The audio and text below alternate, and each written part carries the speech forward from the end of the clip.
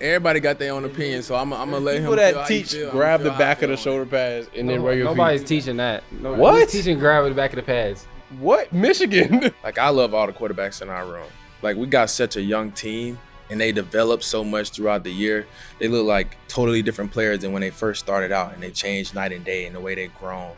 But Hey, let's see how you do under pressure. Let's see how you do under pressure. A moment can live on forever. We got the guy, Quinshon Judkins, here today. Appreciate you popping out, man. Let's start out with some rapid fire questions, man. All right, you've had a couple different coaches over the past couple years. Have you heard from your new head coach, Todd Monken, yet? bro, I have, and bro, honestly, like, it's not what I thought it would have been. Like, Okay, when I say that in a good way, What did in a you good think way. it was going to You thought he was be? gonna be I like thought nerdy? he was gonna be like more so like, cause my past coach, bro, he was like really even keel, bro, like super quiet. I thought I was gonna get that from Coach Monken, but it wasn't that. Like, he was like a real players coach, bro. Like, you know, like, give me a hug, like all that, bro. So he was just super communicative of what he wanted from the team, what his goal is, what his objective is, what he want to come in and do. And, you know, he knows exactly what he wants, and he has a vision. And I think that's what's important as a head coach, and especially being vocal about it too. I think that's what matters. I respect the Seahawks head coach when they put that video out last week for their last game, and he was like, it was back in before the season. He was talking about what the team was going to do and everything like that. So I respect what you're talking about. Yeah, bro. You think it's surprising that he said the quarterback position is basically an open battle? Or, I mean, you had two different rookies playing last year. Yeah. I feel like it was And a Joe different Flacco. kind of situation, like a RG3 Kirk Cousins situation, like two quarterbacks drafted in the same class. I mean, Yeah. do you think That he was a means he's like crazy bringing draft, somebody in, or he's letting them two compete? My opinion, I don't know, bro. Yeah, facts. Like, that's hard. Like, even if I had an opinion on it, you never really know at the end of the day, because everybody looks at each player a different way. Yeah. Like, I love all the quarterbacks in our room. Like, we got such a young team, and they developed so much throughout the year. They look like totally different players than when they first started out, and they changed night and day in the way they've grown. But I mean, when he said that, me personally, I didn't think nothing of it. I think that's what any coach would come in and say, you know, you earn your respect on the grass. So it's like, that's what his job is to do. Earn your You respect gotta on earn the it. grass, man. I like Is that. Deshaun Watson coming back this year? Like, I the mean, city also, yeah, I see Quinshon. Last time he was at the facility, I seen him all year. Come in, he works hard, bro. He does his job, so. y'all still got Also. three on the roster. Yeah. For sure. How was it to see that Shedeur made the Pro Bowl for you? That was good, bro. I was happy for him, bro. You know, to see what he endured all year, and him to make it through that, you know, the ups and downs, and see him be rewarded with that. I'm happy for him, bro. So that's good for him. Yeah, a lot of people always got something to say about him. Yeah. But he's a good player, though. Yeah, bro. He's got Solid. swagger. I feel like a lot of Solid. people don't like that. But I'm like, Yeah, some you people gotta may have take it a some, different though. way, and like I feel like that's a lot of players though. Some people take it as you're being cocky, but it's not that though. I feel like, especially like, to be that type of player, to where you produce on the field, you have to have that confidence. That's what you have to bring in, the belief, the self-belief, the determination. All of that is what makes you you.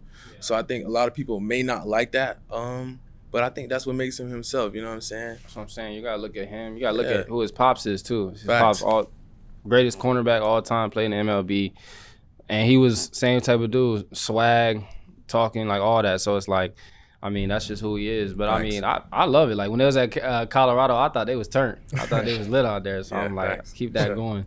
What was your biggest transition from the college to the league? Bro, I feel like for me personally, it was trying to get past the first level. I felt like in college, it was more so easier.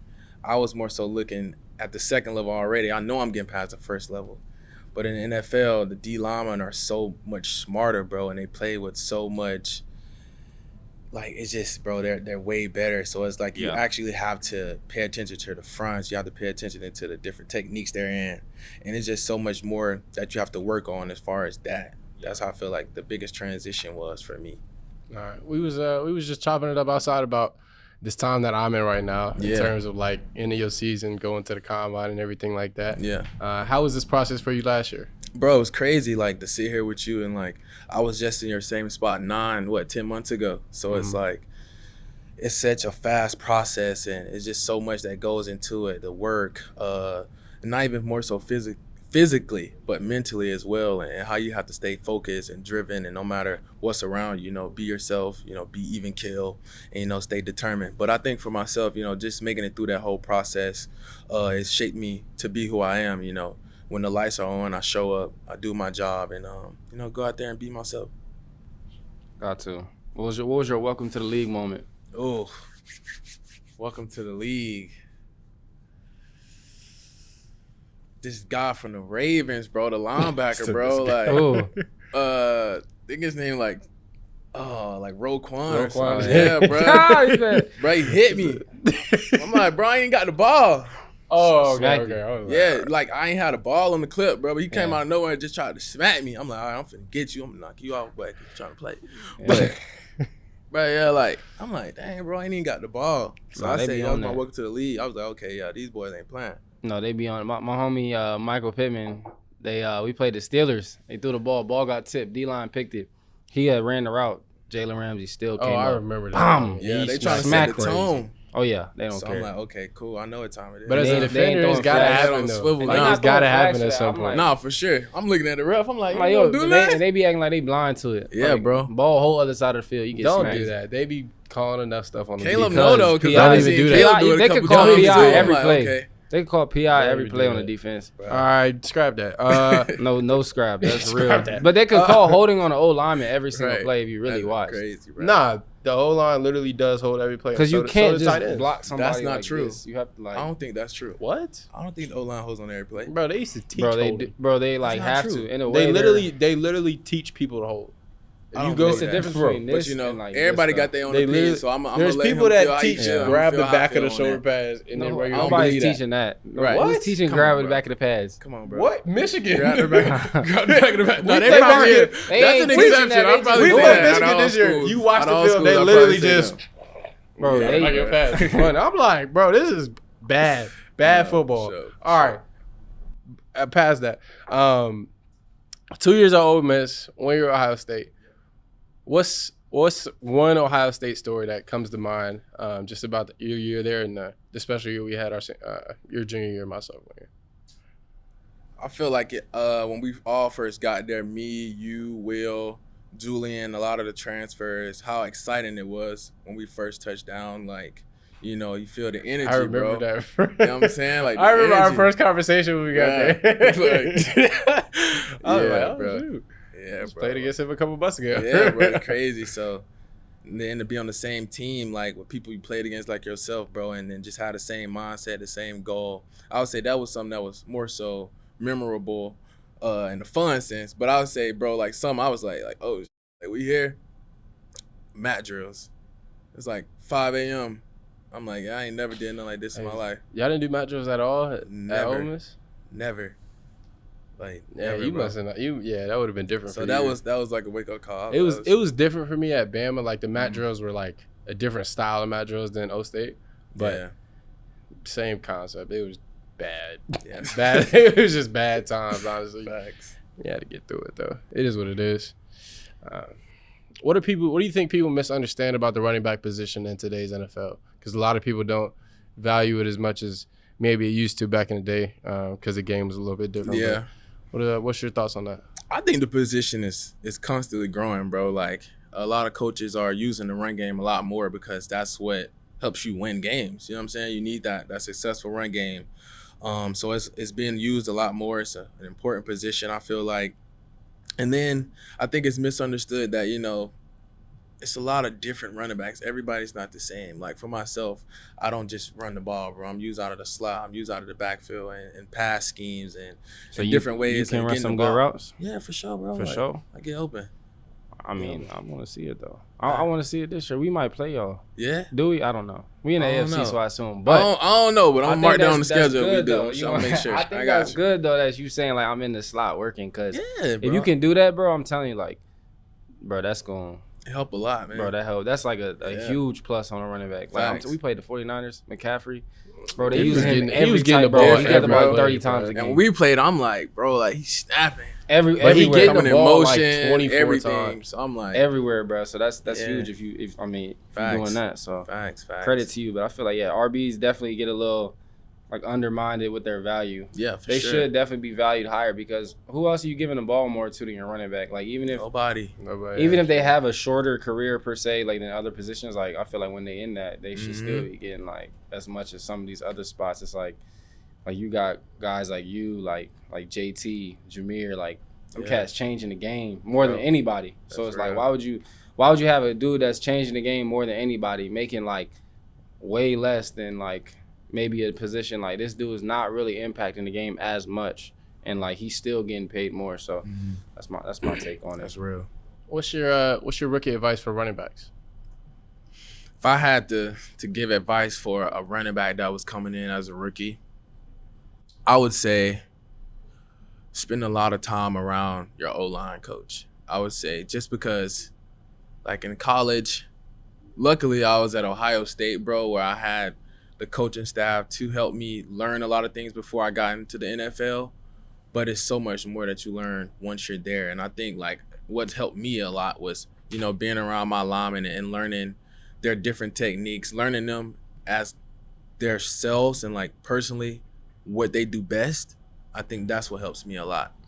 So does y'all O-line coach, he the run game coordinator too?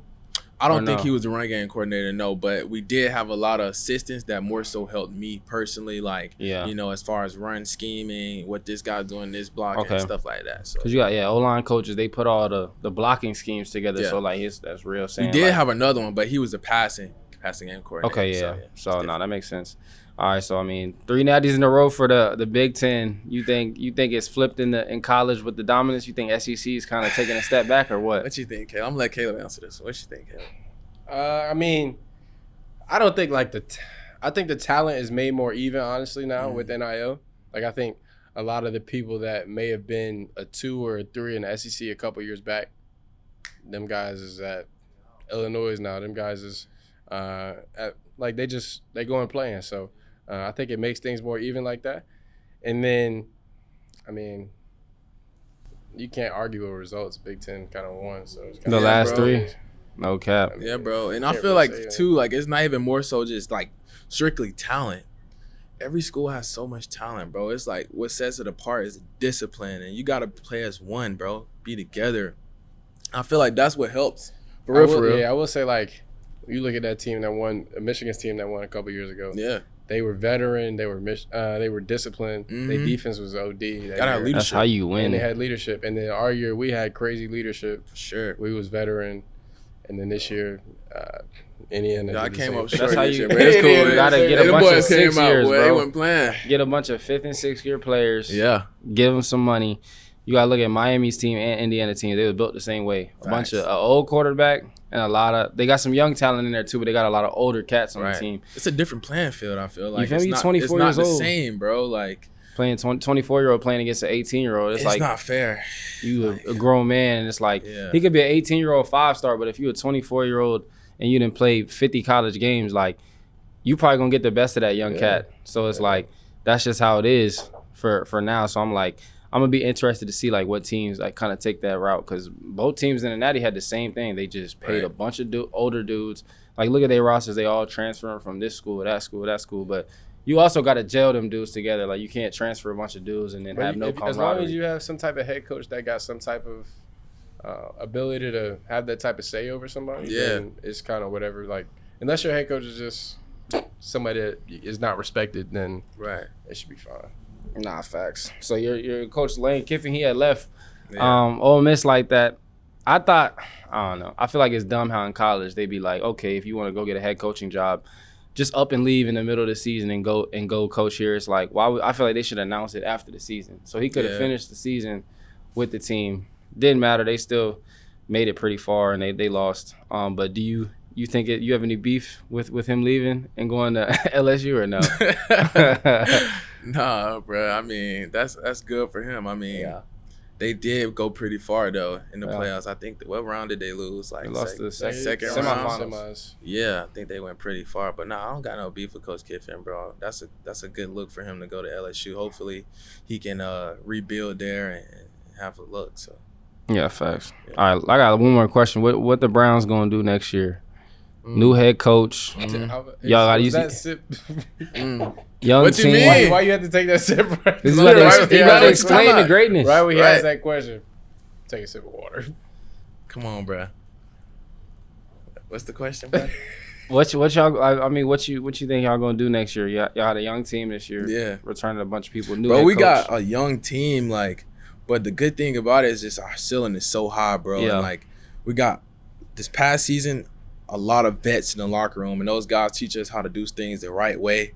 We got great leadership. We got had a good head coach. Coach Monken coming in is a good head coach. I'm excited to see what his mindset is as far as like what he wants to do schematically, you know, on the field. I've seen what he's done with the Ravens. He's a really smart coach, bro.